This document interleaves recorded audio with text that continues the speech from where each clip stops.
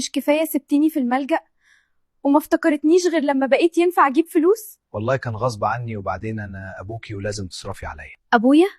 بجد انا كنت نسيت. طب ممكن تسيبني اشوف شغلي عشان اعرف اجيب لك الفلوس اللي انت عاوزها؟ طب ما تنسيش اللي قلتلك عليه، دي جوازة هترفعك لفوق قوي.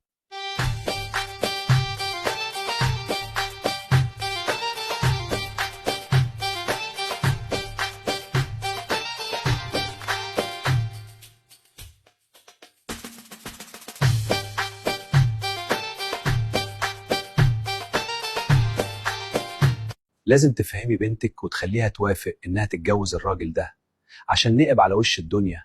انا عاوز مصلحتها. بنتك غبية ومش فاهمة حاجة. طب وانا هستفيد ايه لما هي تتجوز؟